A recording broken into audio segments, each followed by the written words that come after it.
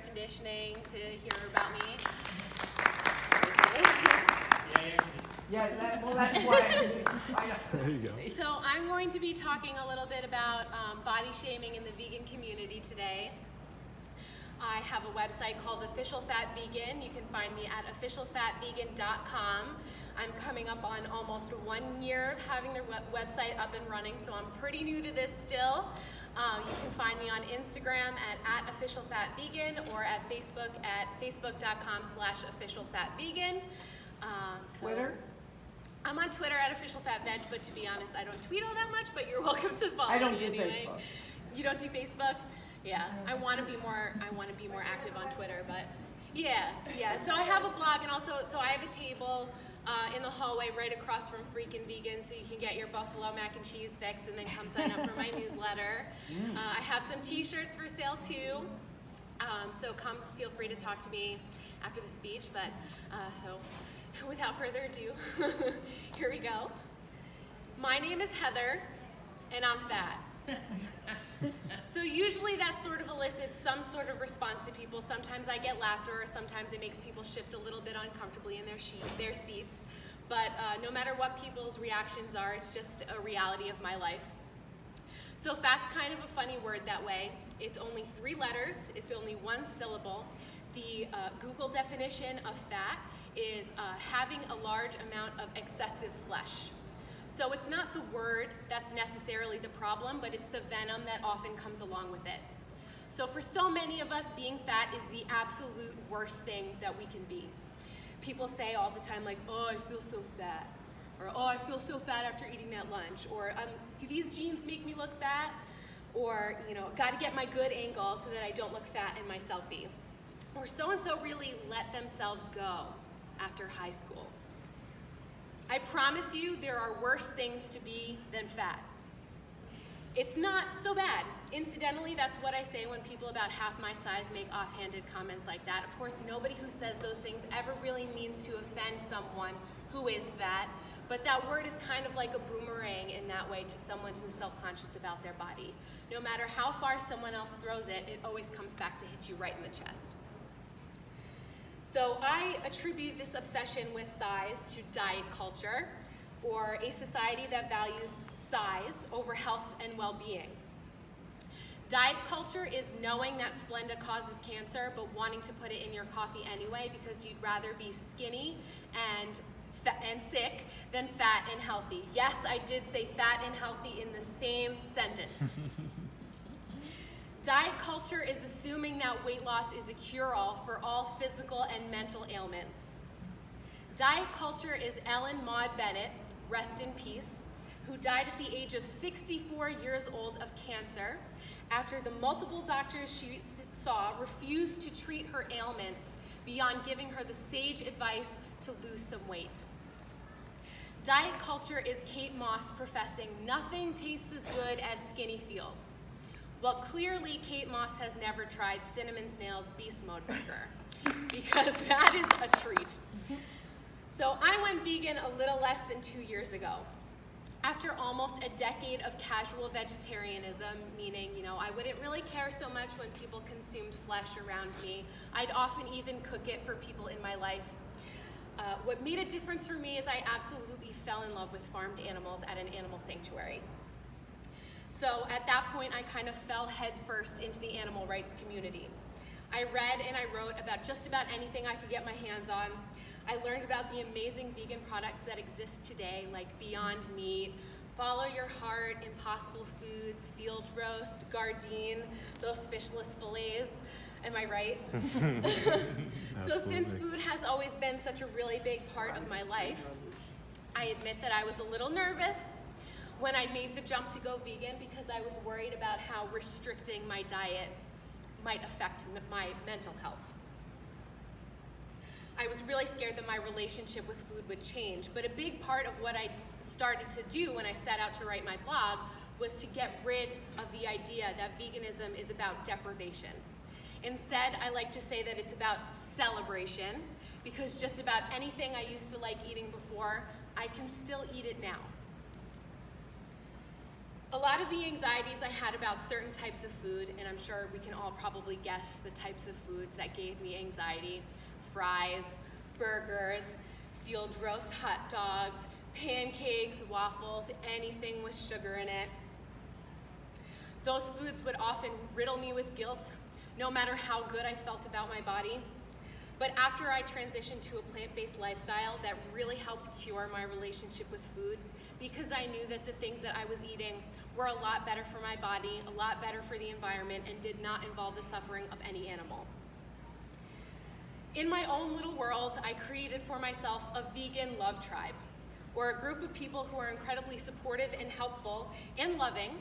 But as I became more involved in the animal rights movement through social media posting, through the creation of my blog, through marches and demonstrations, I discovered that there is a surprising amount of body shaming in the community. Some of it even came from the very people in my so-called vegan love tribe. I was surprised and admittedly a little hurt when I found out that there's a common belief that fat vegans, such as myself, make the whole movement look bad. I got that sinking feeling in my chest like in middle school when all my friends decided they didn't want to talk to me anymore because I was fat and insecure and incredibly clingy because I was fat and insecure. How can my activism and my veganism mean less because I don't fit someone's idea of what a vegan is supposed to look like? To me, it's just another place where my fat body does not fit. And that can be crushing. If we examine some of the ways in which we advocate on behalf of animals, shaming of others is sadly rampant, and body shaming is just one small factor of that. We don't necessarily mean to offend when we try to draw others outside of our community to veganism, but oftentimes that's what happens. So when we say that I'm not a real vegan or that I'm a poor representation of what it means to be vegan, mostly it just says that bodies like mine need to change. For what? What do we hope to accomplish by saying that I am less vegan because I take up more space than someone else or because I wear a size extra large vegan t-shirt? Though we all know, of course, that this isn't true, body shaming and messaging alienates vegans and pregans or pre-vegans. The fabulous Ginny Messina, you like that? The fabulous Ginny Messina, the vegan RD, says veganism is about what's in your heart, not what's on your hips. And I wholeheartedly agree. Being vegan means trying to live the most compassionate life possible. So scare tactics like before and after photos would suggest again that my body is a body that needs to change. Body comparisons or shaming folks for what they eat doesn't quite align with those values. Here's why this matters. 91% of women claim to be unhappy with their body. 80% of girls under the age of 10 admit to have already going on at least one diet. Only 5% of women naturally possess the body type most commonly portrayed in media. 7 out of 10 girls have stopped themselves from eating at one point or another. Can anybody here admit to feeling some of that as well? 8 out of 10 girls have avoided seeing friends and family or trying out for a sport or a club because they were afraid of how their body might be perceived by others. Can anybody here admit to feeling something like that as well? So as you can see, these experiences are statistically so common, but they're incredibly isolating. They make you feel like you're the only person who could ever possibly understand. They make you feel like you're the only one that's a certain body type. And as isolating as they are, we all understand that we're not alone, regardless of what the voice in our head tells us. So let me tell you a little bit about my story. I started putting on weight at about 8 or 9 years old. The first time I was bullied for my size, I was in 5th grade, so I was 10. As I grew up, my relationship with food became more and more complicated. I often ate way beyond feeling full because it was one of the only things that I could do that truly brought me joy. So naturally, a little bit of an unhealthy relationship with food there. I'm sure nobody will be surprised that I actually restricted myself so much that I almost stopped eating altogether. I became absolutely obsessed with my weight. It defined my whole entire life. So the people in my life would tell me, "You have such a pretty face. Or you'd be so pretty if you would just lose weight. My self-worth was in the toilet. After I graduated college, my anxiety was so bad that oftentimes I couldn't even leave my apartment. So I'd have changed my outfit 3 or 4 times. I'd have on a full face of makeup, my hair done just right. I'd have friends texting me, asking me when I would be there, my hand on the doorknob, and I could not leave my apartment because I didn't want my body to be seen that day. Once I had a panic attack while I was in college. It was a late night, I was studying for finals, and I succumbed to a craving for some curly fries. Of course, curly fries being one of the big foods that gave me anxiety, but you know, who here hasn't succumbed to a curly fry craving at least once in their life, am I right? So, I was eating my curly fries feeling really guilty about having ordered them over a salad, and I swore that the table of boys in the back corner were pointing and laughing at me for my food choice. So being fat's a little funny that way, because if you eat something like curly fries or like a burger, it's like, well, no wonder she's fat. Or if you're eating a salad or something healthy, all of a sudden it's like, well, who does that fat person think that she's kidding ordering a salad? So it's kind of a double-edged sword no matter what you do. So at that point, I knew I needed to make some really big changes, and I was first introduced to the body positivity movement. I put a sticker on my mirror that said, "Stop hating your body." I listened to other people's stories that were like mine, and I learned that I wasn't alone. Now, at first, I thought there was no way that any of that hokey nonsense would ever help change my opinion of my body, but those efforts combined with therapy and counseling saved my life. And I can tell you that the way I saw my body literally changed. So I had been diagnosed with body dysmorphic disorder. And for those of you who are unfamiliar with body dysmorphic disorder, it's when the way that you see the problem areas of your body literally is different. So of course the way that we see the world is normal, right? We don't see things curvy like we're in a fun home. The mirror doesn't look like it's distorted or different, but the ways, the parts of your body that you deem unacceptable are so distorted and amplified. So I didn't believe that that could ever be possible because of course the way I looked in mirrors and the way I saw myself in photos, how could it be different than reality?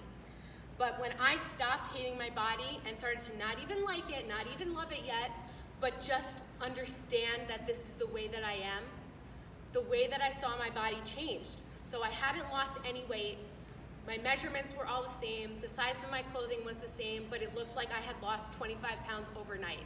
It was one of the most startling experiences I've ever had in my life. But still, there are people who would come up to me today and say, "You're fat," as if I had no idea. There are people who would tell me, "You should lose some weight," as if I've never considered it before. If there's a person alive who thinks that I'm not aware of the size of my body, let me tell you right now, I know I'm big, and it's okay.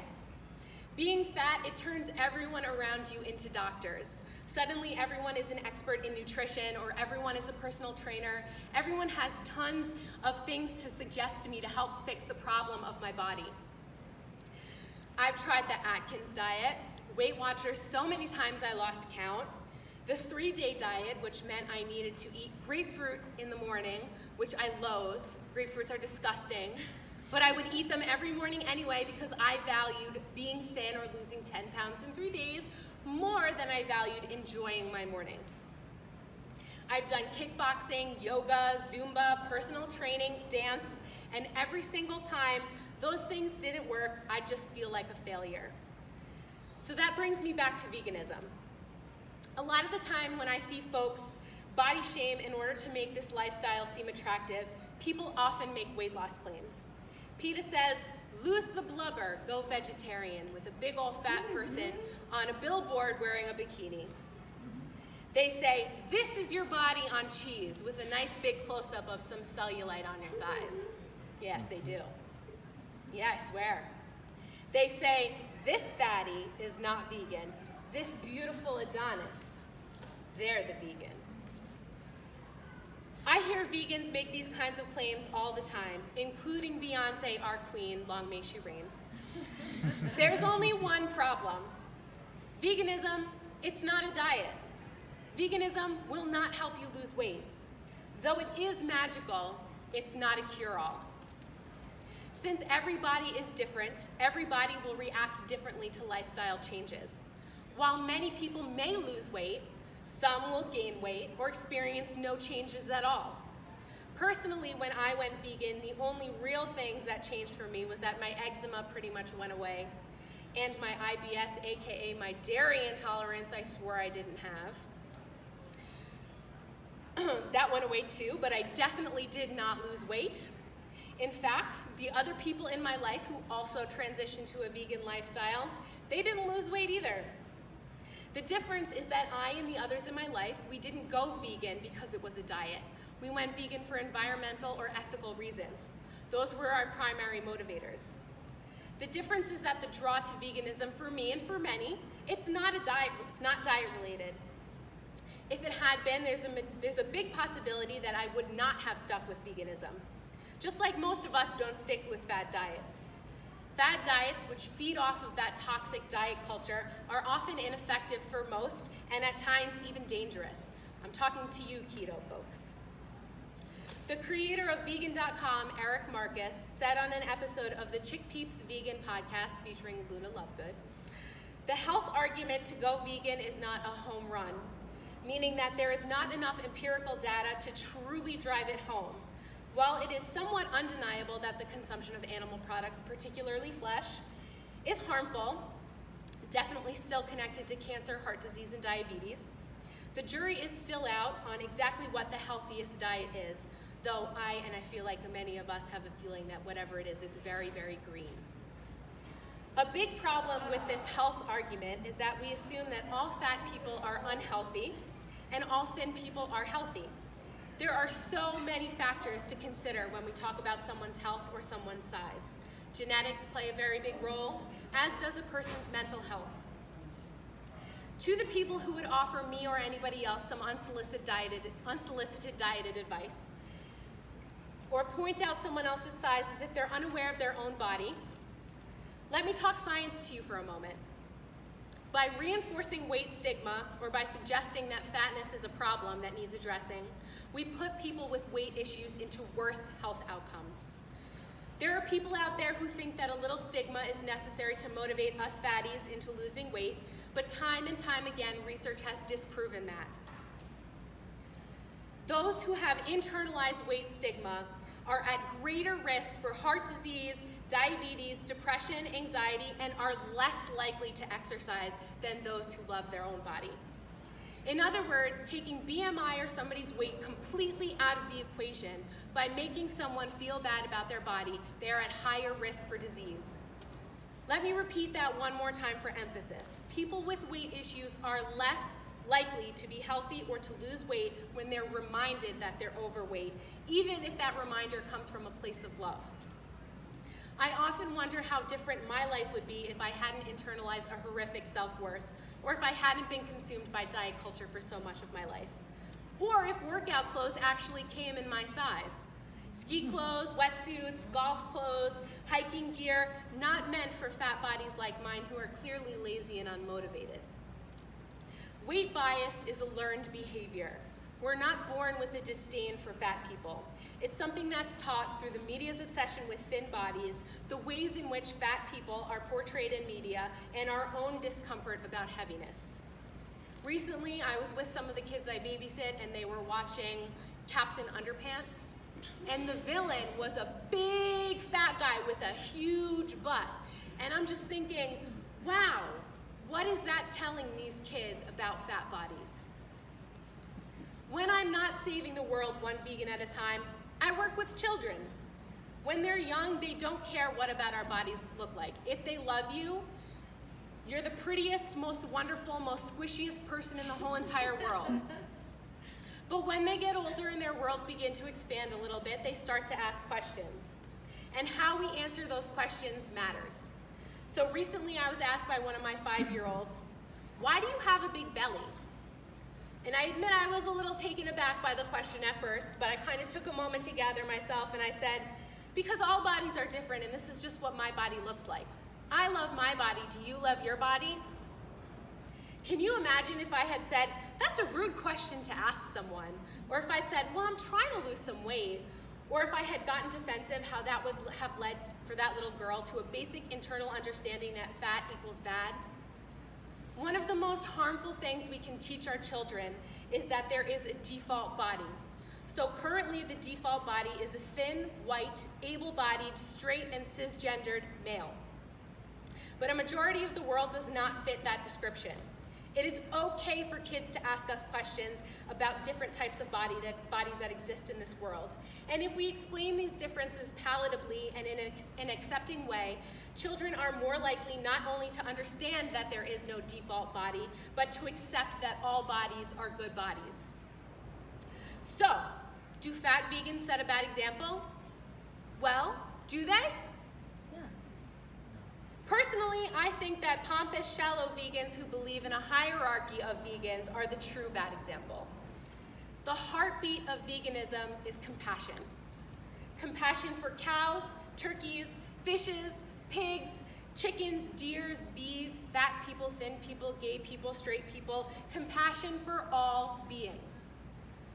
So if you believe in that, I hope that you will head over to my website, sign up for my newsletter, or come talk to me at my table. Again, I'm right by Freakin' Vegan. Thank you so much for listening to me today.